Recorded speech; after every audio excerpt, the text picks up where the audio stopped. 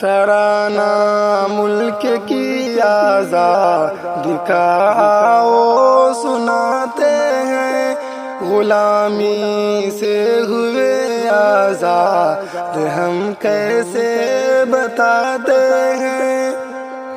ستم انگریزوں کا بھارت میں بڑھتا جا رہا تھا، جب ہمارے ملک کی عظمت کو لوٹا جا رہا تھا، جب ہمارے ملک کے لوگوں کو مارا جا رہا تھا، جب غلاموں کو ہر ایک جانب بنایا جا رہا تھا، جب مسلمانوں نے ہی علم بغاوت کو اٹھایا تھا، انہوں نے سب سے پہلے اپنی گردن کو کٹایا تھا۔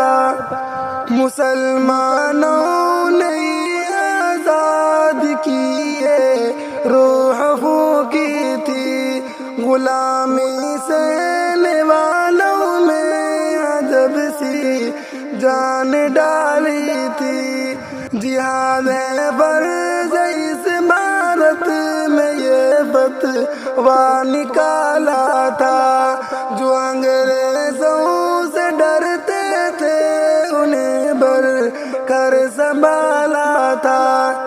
کئی تحریک اپنائی، کئی نعرے بنائے تھے، وہ اپنے عزم و ہمت سے حکومت کو ڈراتے تھے۔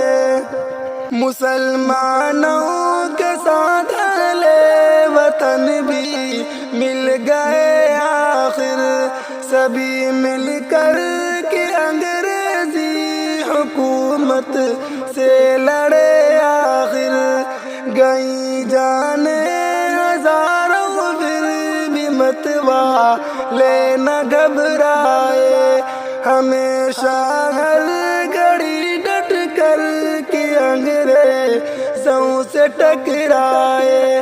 ستم کی آندھیوں کے بالمقابل اہل بھارت تھے، وہ مسلم تھے، وہ عیسائی تھے، سکھ تھے اور ہندو تھے، پرے مذہب سے ہو کے سب نے اپنے ملک کا سوچا، وطن آزاد ہو جائے یہی سب کا تھا بس سپنا، شہادت اپنے پرکھوں کی بالآخر رنگ لے آئی، یہ آزادی سنہری مدتوں کے بعد مل پائی، یہ آزادی مسلمانوں کی قربانی کا ثمرہ ہے،